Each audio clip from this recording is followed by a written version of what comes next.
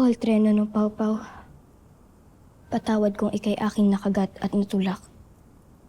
Sa pagnanais kong lumabas at iligtas ang aking aapwe at mga albe. Poltre,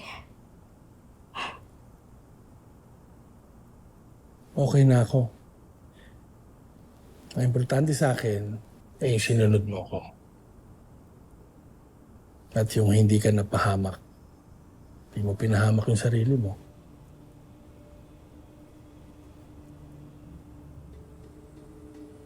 di pa rin mawala sa aking isipan si Natera.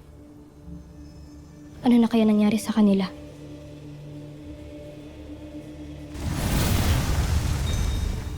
Mga sangre! Ano na? Natalo niyo ba si Gargan? At yung mga kasama niya? Nabigo kami sa aming misyon. Ngunit nagtagumpay naman kaming hindi mabitag sa kanyang patibong. Ngunit nakatitiyak ako na hindi pa rito natatapos ang lahat. Kaya kailangan mapagplanuhan ng mabuti ang susunod na pagsugod natin sa kanila. Lalo at may mga mata sa atin si Gargan.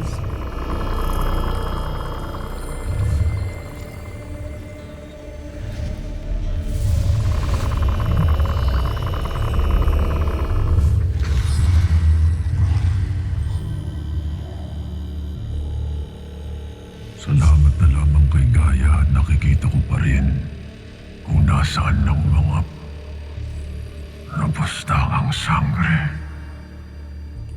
Nakatitiyak kung pinaghahandaan ka na nila, Panginoon. Walang saysay ang anumang paghahanda nila. Mapapantayan ko rin lang ang kanilang bawat galaw.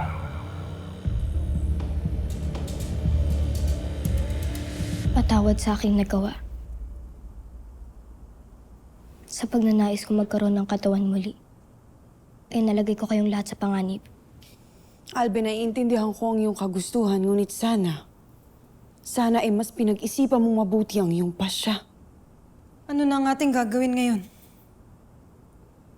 Nakikita at napagmamasdan na tayo ni Gargan. Agape, Avi. Gaia, ibalik mo na ang iyong katawan.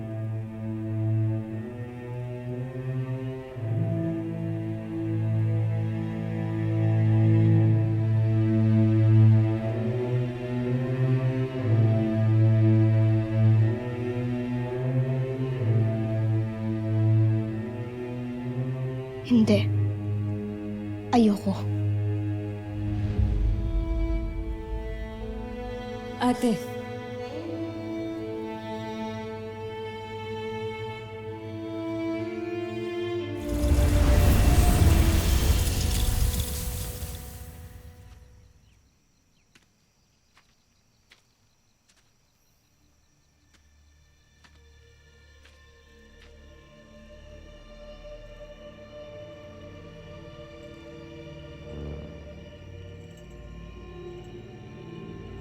Bakit ganyan ka makatingin, Fezna?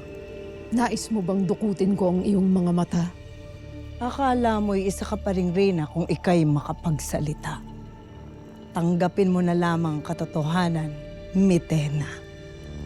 Wala ka ng korona. Wala ka ng maipagmamalaki.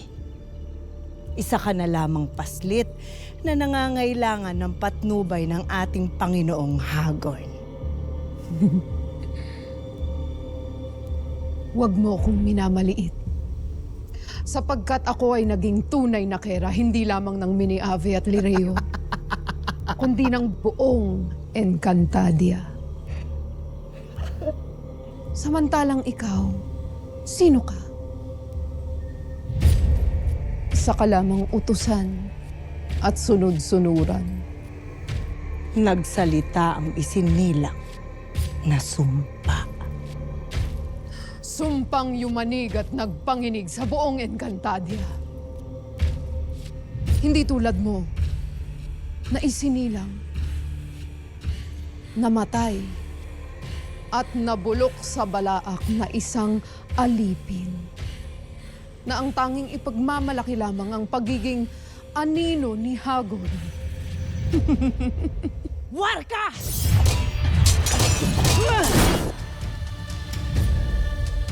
Umalis ka sa akin, Celine.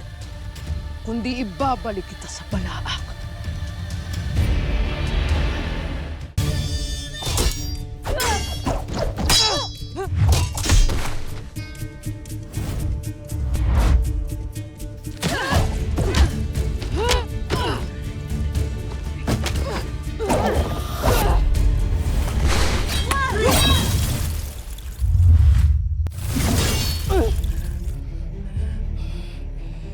Iba yung pag-iingat sapagkat itong sumpa ang tatapos sa iyo.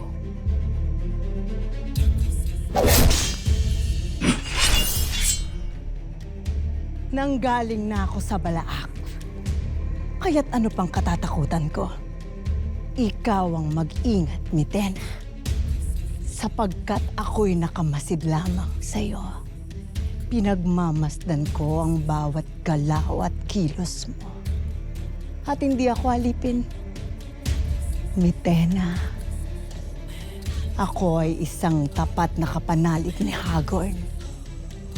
Kung kaya't nararamdaman ko kung tapat ang iba pa niyang kapanalig.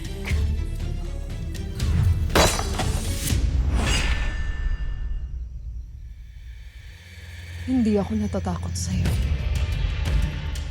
Matakot ka sa Balaak.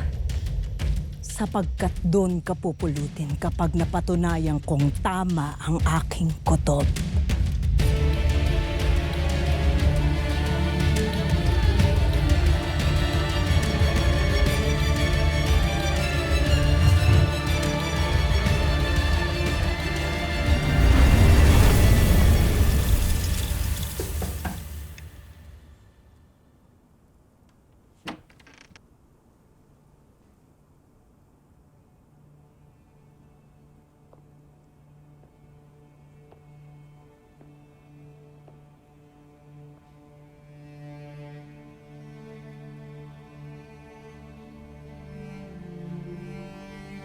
Ate,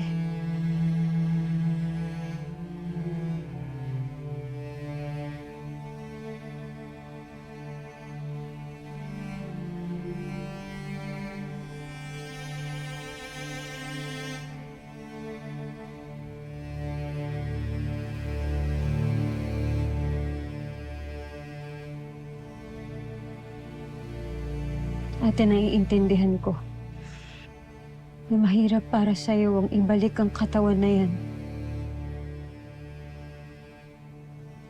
Matagal ko nang inaasam na muling mabuhay, Tera. Pamayakap kita, si Ada, at ang lahat ng mga mahal ko sa buhay.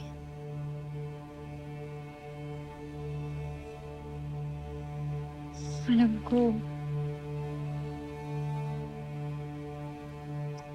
Alam ko, ate, na dahil sa akin kaya ka nawalan ng buhay.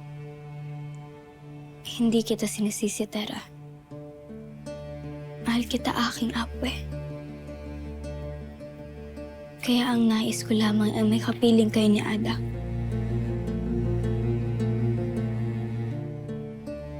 Hindi sa ganitong paraan, ate. Hindi sa pamamagitan ni Gargan. Hanggat nasa iyo ang katawan na yan. May mga mata sa atin si Gargan. Kakayanin niya tayo. Hindi lang ikaw at ako ang mapapahamak. Tayong lahat. Pati ang mundo ng mga tao. At ang buong mundo ng Encantadia.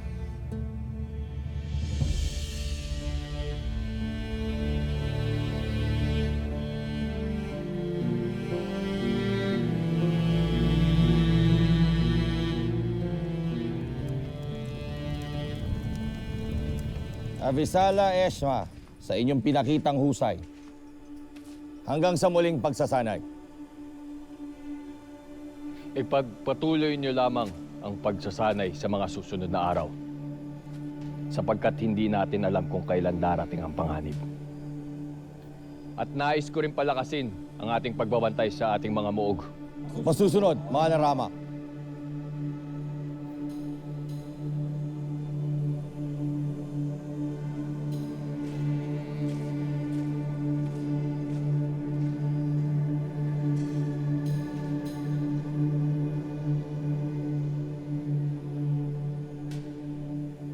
Ano't naririto pa kayo, Ashti?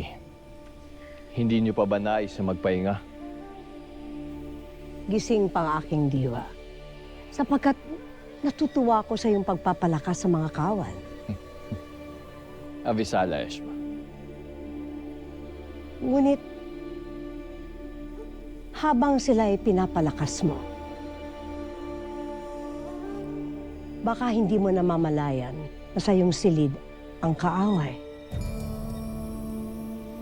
At ano naman ang iyong ibig sabihin? Ang iyong asawa,